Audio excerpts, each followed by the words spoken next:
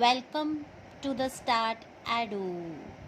Today we are going to start the chapter second from NCERT of Business Studies. हम first chapter कर चुके हैं. अगर किसी ने मेरी वो वीडियो नहीं देखी है तो मैं आई बटन में उसका लिंक आपको दे दूँगी, आप वहाँ पे जाके देख लीजिएगा.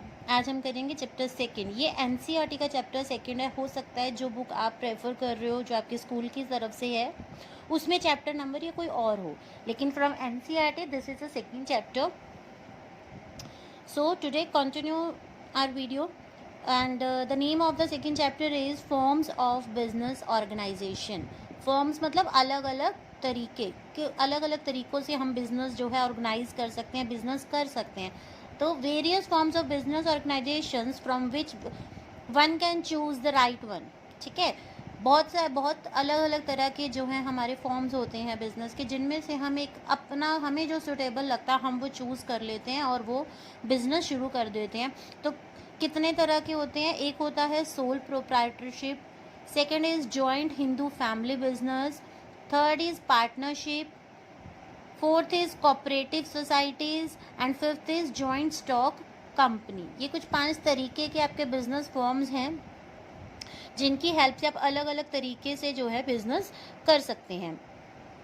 तो हम इनको एक एक करके थोड़ा ब्रीफ में पढ़ेंगे. इनके एडवांटेजेस, इनके फीचर्स, इनके कैरेक्टरिस्टिक्स, इनके डीमेरिट्स, हम सब कुछ पढ़ेंगे.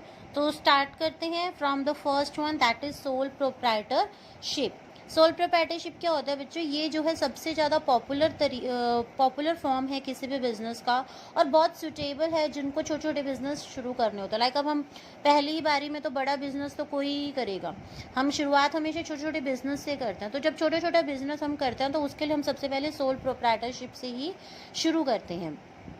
ये होता क्या है? It refers to the organisation which is owned, managed and controlled by an individual who is the recipient of all the profits and the bearer of the all risk.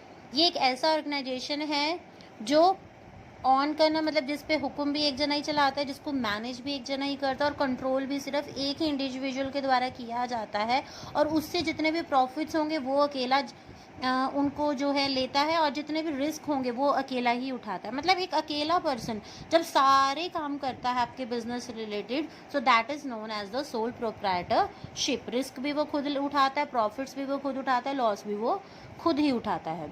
और कई बार तो क्या होता है, इसके जो लॉस होते हैं, कई बार जो हमारे लॉसेस होते हैं वो इसको अपनी खुद की पर्सनल प्रॉपर्टी को बेचकर भी कई बार उतारने पड़ सकते हैं.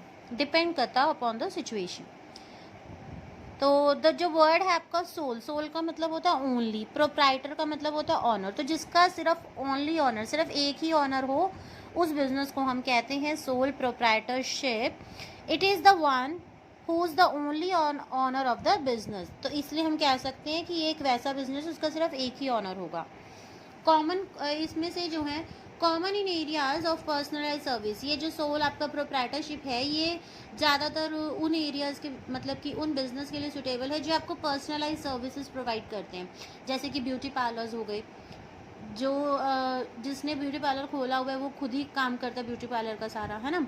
हेयर सैलून, ठीक है, या फिर एक छोटी सी रिटेल शॉप खोलना किसी भी लोकेलिटी में. इस टाइप के जो बिज़नेस होते हैं इसमें क्या होता है, चलाने वाला भी एक ही पर्सन होता है, मालिक भी वही होता है, काम करने वाला भी वही होता है. ठीक है, अगर कल को लॉस होगा तो भी उसी को उठाना पड़ेगा, प्रॉफिट होगा तो भी उसी को उठाना पड़ेगा. ठीक है, तो जितने भी आपके अकेले ऑनर वाले होते हैं, जिस पे आप छोटा सा बिजनेस होता है आपका, तो वो होता है आपका सोल प्रोप्राइटरशिप.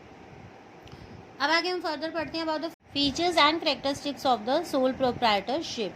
तो उसमें से फर्स्ट है formation and the closure. Formation होता है इसको बनाना, क्लोजर होता है उसको बंद करना. No separate law that governs this business. कोई भी अलग से कोई लॉ नहीं बना है इसके लिए, इस बिजनेस को चलाने के लिए. हार्डली कुछ ज़्यादा लीगल फॉर्मेलिटीज़ की भी हमें ज़रूरत नहीं होती, लेकिन कुछ केसेस में कुछ ऐसे सोल प्रोप्राइटरशिप आपके बिजनेस होते हैं जिनमें हमें लाइसेंस की ज़रूरत होती है, और इनका जो क्लोजर होता है वो भी हम बहुत इजीली कर सकते हैं. मतलब फॉर्मेशन के इसको फॉर्मेट करने में भी कोई ज़्यादा वक्त या ज़्यादा लीगल फॉर्मेलिटीज़ नहीं लगती, और इसको क्लोज करने में भी कोई ज़्यादा दिक्कत हमें नहीं आती, अगर इन केस हमें फ्यूचर में कभी मजबूरी में करना पड़ जाए तो. सेकेंड है लायबिलिटी. इसमें जो है इसकी जो है अनलिमिटेड लायबिलिटी होती है, डिपेंड करता है आपके ऊपर, ठीक है।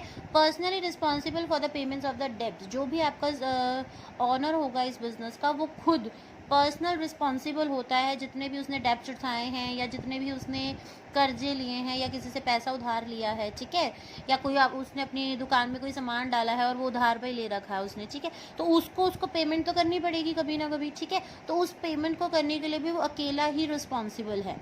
Liability bearer according to his own budget and ability, जितनी भी लाइबिलिटी वो लेता है, ठीक है, जितनी भी लाइबिलिटी वो उठाता है वो सारा उसका खुद के बजट और खुद की एबिलिटी के हिसाब से ही उसे उठाना चाहिए, ताकि वो आगे जाके उतार भी सके। उतना हम कहते हैं ना कि हमें उतने ही पैर पसारने चाहिए जितनी हमारी चादर होती है ना, बड़े लोग कहते होते थे। तो इसका मतलब यही है कि जितना हम उतार सकते हैं पैसा, उतना ही हमें उधार लेना चाहिए। और यहीं पर यही लाइबिलिटी है जिसकी वजह से कई बार जो बिजनेसमैन है उसको अगर बाय चांस अगर उसको लॉस हो जाए और वो किसी का पैसा नहीं उतार पा रहा है, तो उसको कई बार अपनी पर्सनल घर की चीज़ों को बेचकर भी, ठीक है, वो डेब्ट उतारना पड़ सकता है।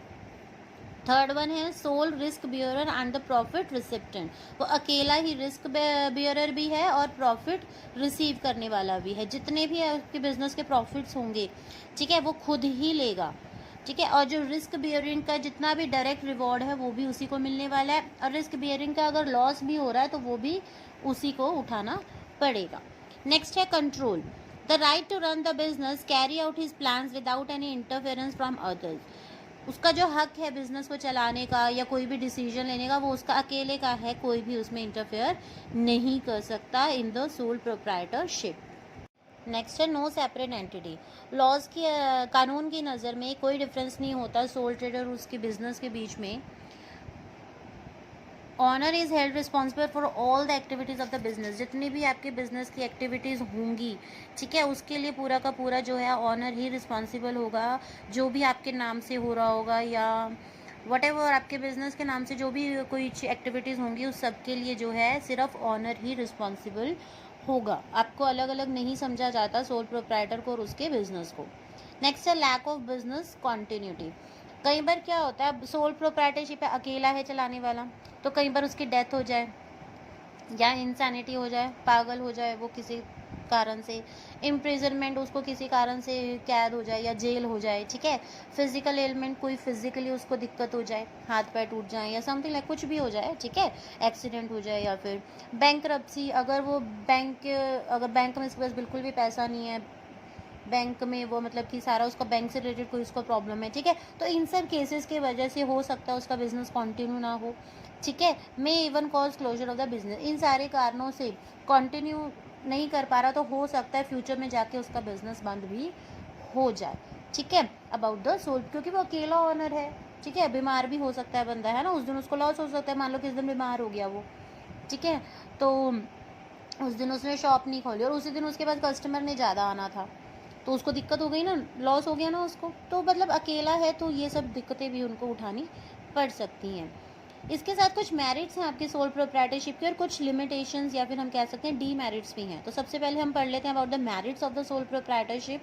मेरिट्स का है क्विक डिसीजन मेकिंग, ठीक है, आप किसी पर डिपेंडेंट नहीं हो, आप अकेले ऑनर हो, तो आप क्विकली किसी भी चीज़ से रिलेटेड आप डिसीजन ले सकते हो।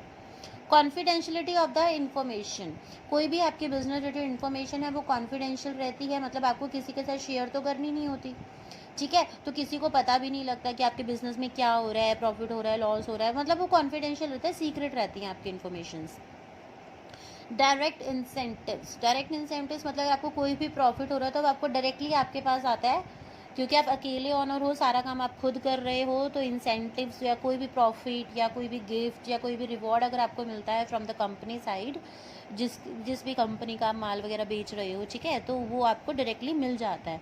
सेंस ऑफ एकम्प्लिशमेंट आपको आ जाती है। अकम्प्लिशमेंट का मतलब होता है कि आपको सेल्फ सेटिस्फेक्शन होती है, अगर प्रॉफिट होगा तब भी आप सेल्फ सेटिस्फाइड होंगे कि मेरी वजह से हुआ है, अगर लॉस हुआ तो भी आप ही सेटिस्फाइड होंगे भाई मेरी वजह से ही हुआ है, ठीक है, सेल्फ आपका सेटिस्फेक्शन रहता है और आपका जो है कॉन्फिडेंस बना रहता है जब आप अकेले किसी भी बिजनेस को करते हो, आप किसी का साथ नहीं भालते, ठीक है, आपको खुद पे कॉन्फिडेंस आ जाता है भी हाँ मैं भी बिजनेस कर सकता हूँ अकेला। Ease of formation and the closure. सबसे बड़ा मेरिट इसका ये है कि इसको बनाना भी आसान है और इन फ्यूचर अगर आपको किसी भी कारण से बंद करना पड़ जाए तो इसका क्लोजर भी बहुत ईजी है। ये थे कुछ इसके मेरिट्स। नेक्स्ट हम पढ़ते हैं अबाउट इट्स लिमिटेशन। इसके लिमिटेशंस भी हैं। अब देखो बच्चा, कोई भी टर्म है किसी भी सब्जेक्ट में, अगर उसकी कुछ एडवांटेजेस हैं तो कहीं ना कहीं उसके डिसएडवांटेजेस भी हैं।